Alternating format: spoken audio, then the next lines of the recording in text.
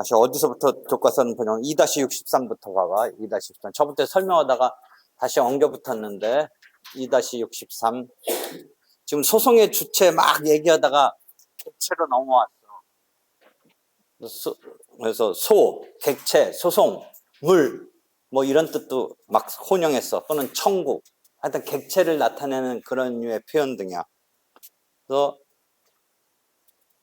뭐 소의 개념에 대해서 쭉 뭐 설명을 했어. 그다음에 뭐 청구랑 구별도 해보라고 2-66에 했어. 일단 그러고 이제 기본적으로 우리가 설명을 해나갈 때 소송의 종류에 따라서 설명하는 경우가 많이 나오니까 2-67에 소의 유형에 대해서 이행의 소가 애초부터 원래부터 연역적으로 있었던 거고 그 뒤에 확인의 소, 그 뒤에 형성의 소가 나온 거야. 그러니까 형성의 소는 형성 판결에 의해서 어떤 형성적인 권리가 실현되는 거야. 여러분이 민법적으로 형성권이라고 하는 거는 의사표시로 형성의 그 결과를 내는 권리 뭐 이렇게 해서 배웠지. 청구권, 형성권 뭐 이런 거 배웠을 때. 그런데 형성의 소라는 게 그 형성적인 결과, 어떤 권리관계를 변동시키는 창설, 뭐 소멸, 뭐 계약 해지를 우리가 그냥은 민법적으로 해지하겠다 이렇게 할 수 있는 건데 이제 그게 분쟁이 붙으면 사실은 해지한 것을 결과로 분쟁이 생기면 해지의 결과에 대해서 반대편이 이행할 필요가 없다라고 생각할 거고 거꾸로 그 반대쪽은 그래도 이행하라고 뭐 이행 청구를 낸다든지 이런 양상으로 들어갈 거야. 그건 형성권이야. 그런데 이혼하는 것은 당사자, 배우자와 합의해서 이혼할 수도 있지만 뭔가 분쟁이 있을 때의 경우에 판결로 이혼 소송을 내서 형성적인 결과인 혼인관계의 해소라는 결과가 그럴 때 형성 판결이라고 그래. 뭐 상법에서 보면 주주총회 결의의 취소에 대한 소송으로 내 가지고 그 결과가 형성적인 결과가 생기니까 일단 그런 거 이해해 가면서 2-68 이행해소 이제 느낌은 알겠지. 그래서 이행해소, 확인해소, 형성해소. 그래가지고 이행해소인데 이행해소는 그 청구를 바탕으로 이행을 하라니까 여러분이 민상법상 실체법상의 청구가 있어야지 그런 소송이 존재할 수 있는 건데 여기 그 박스에 신문기사 2개 이런 소송을 내면 되겠냐 이거죠. 제가 그 코카콜라에 이를 이렇게 넣어놓고 있으면 이가 썩는 거 막 그게 실험적으로 보여주는데 그러니까 이 사람이 그래서 그런지 코카콜라 그 상표에다가 뭐 하라고 소송 냈어? 경고 표시 쓰라. 그럼 이 사람이 경고 표시를 청구할 수 있는 근거가 민법이나 어디에 있냐? 없으니까 이런 소송이 성립할 수가 없어. 무조건 소송 낼 수 있는 게 아니야.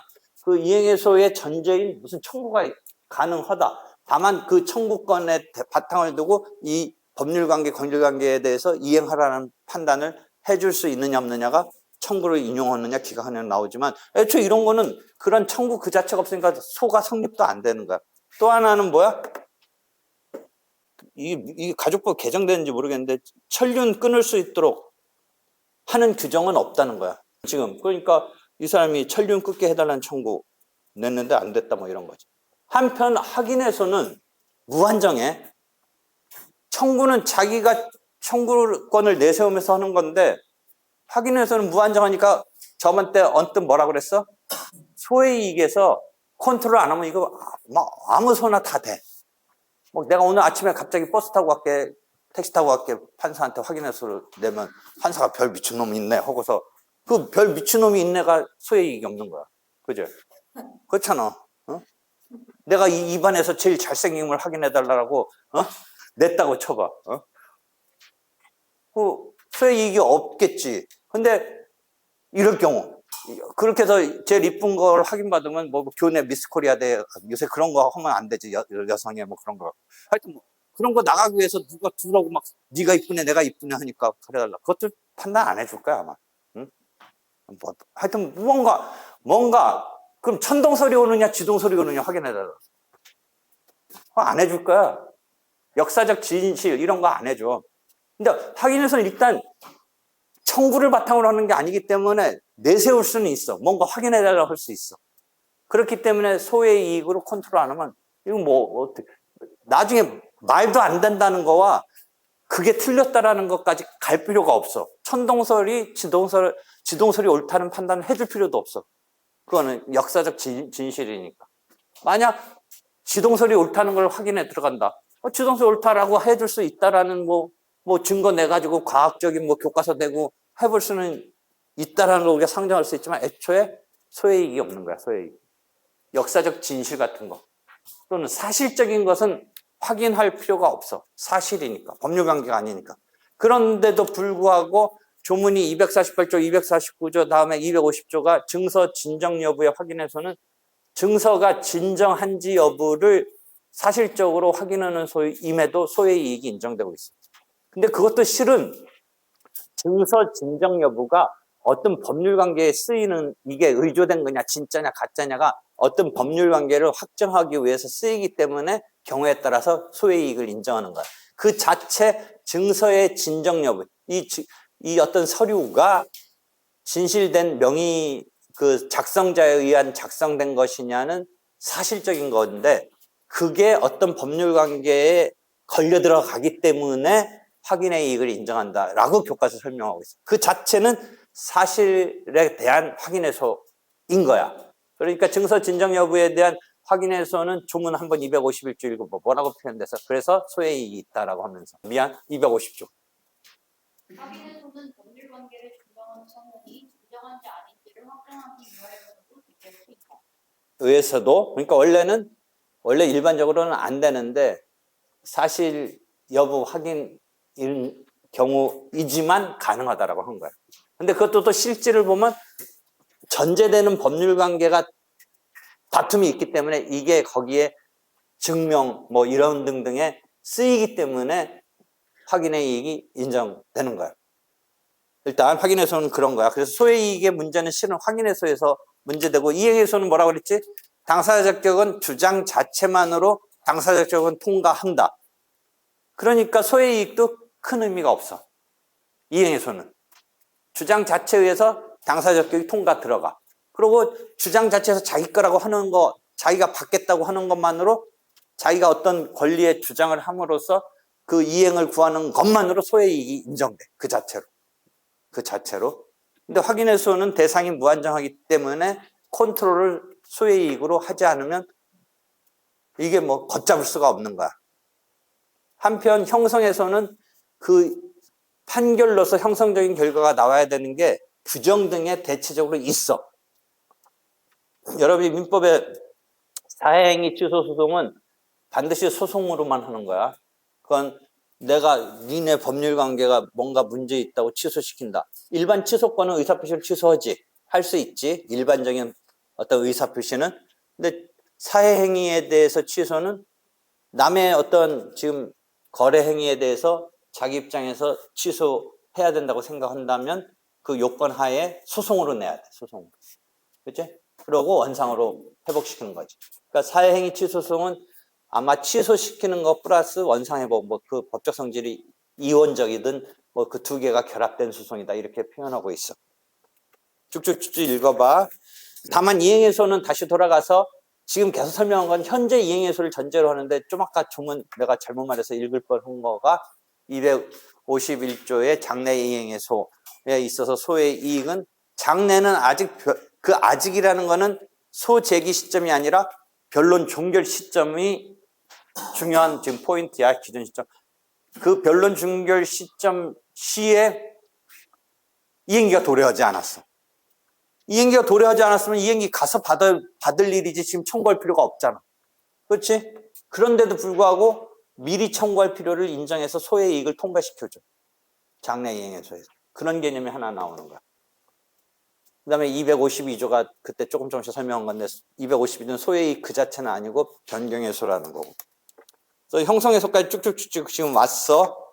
그 다음에 그때 누가 미리 앞서 질문했는데 공유물 분할과 경계 확정에서는 분할이 된다든지 경계가 확정된다든지 해서 형성적인 결과가 나오지만 실질은 소송이 아니야. 그렇지만 형성적인 결과가 나오니까 형식적 형성해소라고 부른다. 2-70의 마지막 감은. 그런 거야. 그리고 요 공유물 분할해소와 경계확장해소는 사례형 문제로 많이 나와. 실질은 비송이야. 그러니까 소송에서의 어떤 심리에 있어서의 원칙 등이 예외가 많이 등장하기 때문에 자주 물어봐. 처분권주의 예외 등을 전제로 해서 많이 물어봐. 일단 공유물 분할 경계확정 개념을 가르쳐 줄게. 이렇게 공유자끼리 뭐 지분이 3명이 3분의 1, 3분의 1, 3분의 1 있는데 이게 똑같은 거면 3분의 1씩 쪼개면 되는데 건물로 치면 1층, 2층, 3층이 막 그 가치가 틀리잖아. 그러니까 트러블이 생기면 이걸 법원에 분할해달라고 하는 거야. 그래서 법원이 재량에 의해서 청구한 사람이 뭐 요렇게 쪼개달라고 했는데 도저히 이렇게 하면 쪼개는 것만으로 뭐 균형이 안 맞는다든지 하면 아예 팔아서 가격으로 3분의 1씩 공평하게 가지라고 한다든지 여러 가지 방식에 의해서 법원이 재량으로, 법원이 재량이라는 말은 당사자 청구한 거와 상관없이, 청구와 상관없이. 그래서 우리가 재량은 다른 한편으로 직권이라는 말, 법원의 직권이라는 말하고 연결되거든. 그 당사자가 주도하는 처분권주의는 요 말하고 지금 약간 반대적인 개념으로 쓰인단 말이야. 반대적으로. 그러니까 민사소송에서 이 당사자의 처분권주의라는 개념이 요 형식적 형성해소에서는 적용이 없다. 법원이 직권으로 재량으로 쪼개준다. 우리가 처분권주의는 뭐야? 이렇게 해달라고 하면 법원이 이렇게 해달라는 범주 내에서만 해줘야 되는 거거든, 소송은. 근데 이거는 이렇게 해달라고 했는데 이렇게 해준 것에 범주 내가 아닌 범주 바깥으로도 해줄 수 있다는 거야. 직권으로. 그런 개념이야. 그래서 분할 심판하고 토지경계 확정소송은 이렇게 해서 4-1번지와 4-2번지가 여기도 가지번호 같은 거 달린 건 원래는 같은 번지였다가 쪼개졌든지 뭐 이랬을 거야. 뭐 그러니까 이렇게 표현 안 해도 돼.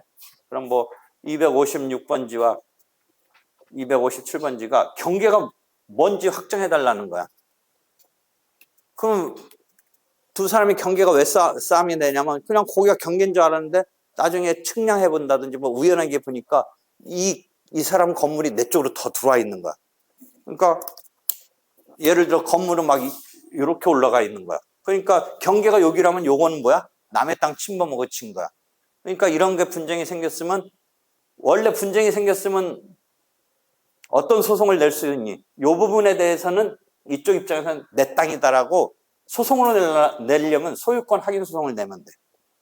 그럼 이쪽은 뭐라고 주장하냐면 30년간 이 건물 올려서 짓고 있었기 때문에 예컨대 받아들여질지 모르지만 점유취득시효 같은 걸 주장하는 싸움을 소송에서는 할 수 있어. 소송이라면.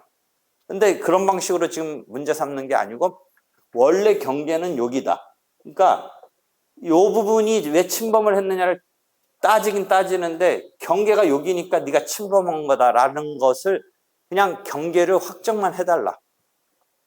경계가 그렇게 확정되면 이제 2차적으로 이런 소송이 있을 수는 있지. 그 부분에 대해서 사용료를 내라든지 뭐 이럴 수는 있는데 지금 어디가 경계인지 애매한 거야. 이미 건물은 이만큼 들어와 있어서 건물까지가 경계인 줄 알았는데 아닌 거야. 그런 상황이 나올 수 있어. 옛날 측량 잘못하고 그래서 자르다가 잘못 잘라서. 그랬을 때 경계 확정 소송도 결과적으로는 경계를 확정해 주는 거지만 법원이 소송으로 해결해 주는 게 아니라 몇 번지의 몇 평방미터의 땅, 몇 번지의 몇 평방미터의 땅은 이미 정해져 있는 건데 경계가 어딘 것만 해주는 거야. 그래서 이해하기 어렵지. 지금 내가 말하는 거. 요거 이해해? 이렇게 지금은 이렇게 경계인지 알았는데 막 지금 여기가 경계라고 주장하는 거야. 그럼 이렇게 경계인지 알았으면 이게 경계인데 이렇게 알다가 요거면 요 부분에 대한 땅의 소유권 자체의 다툼을 하려면 누구에게 소유권이 있느냐라는 소송을 내면 되거든. 소유권 확인 소송을 내면 돼. 그래가지고 여러분 기록형이라든지 소장 쓸 때 가끔가다 보면 가나 다라를 연결한 점, 어떤 땅을 표시할 때 번지로 딱 정해져 버리면 다행인데 그 속에서 요 부분만 얘기할 때는 이렇게 표현해. 일로 표현해서 가나 다라 가를 연결한 그 부분 이렇게 표현한단 말이야. 그 부분에 대한 소유권 확인 소송을 내면 되는데 지금은 그런 게 아니고 요게 경계이다라고 지금 하려는 거야. 근데 이미 이쪽 사람이 여기까지를 이렇게 해가지고 그림인데 이 땅하고 여기하고 여기의 경계는 요거다라고만 하는 정도에서 확정해달라고 하는 게 그건 법원이 직권으로 경계가 여기다라고 확정해 주는 거야. 근데 사실은 그 확정의 바탕을 깔고 있는 분쟁은 요 부분 땅이 네 거냐 내 거냐라고 하는 게 깔려 있을 가능성이 상당히 많아. 지금 와서 보니까 이거 네가 무단히 침범해서 짓고 있었다 라는 거야. 그러니까 경계 확정을 해서 이 사람이 미안하다 하고 가면 되는데 사실은 이 부분에 대해서 소유권이 내 거 있다 또는 그쪽은 여태껏 내가 20, 30년간 건물 짓고 살았으니까 그 부분에서 점유취득쇼를 주장하면서 그런 소송이 될 수는 있는 건데 지금 그건 아니고 경계만 확정해달라는 거라면 그거는 소송이 아니고 비송이다. 그래서 처분권주의가 예외가 돼서 그래가지고 이게 경계라고 주장해봤자 법원이 생각하니까 이쪽 B라는 사람은 여기가 경계라고 생각해서 여기까지 집을 졌고 이쪽 A라는 사람은 여기가 경계라고 해서 네가 넘어와서 졌다고 하는데 법원이 경계를 어떻게 정해줄 수도 있냐면 정확히 보면 여기가 아니라 이 정도가 경계다 이렇게 정해줘도 돼. 법원이 직권으로 자연적인 측량 등에 따라서 경계를 정해주는 거야.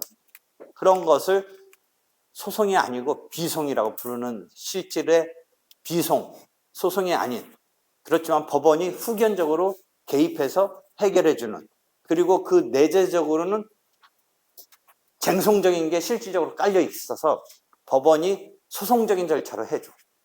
그래서 형식적, 실질은 아니지만 실질은 비송이지만 형식적으로 소송처럼 취급해준다 해서 그러고 소송 중에도 형성소송적으로 처리해준다고 해서 형식적 형성소송이라고 부르는 대표적인 게 공유물 분할의 소, 경계확정의 소가 그 예고 또 시험에 많이 나오는 유형이야.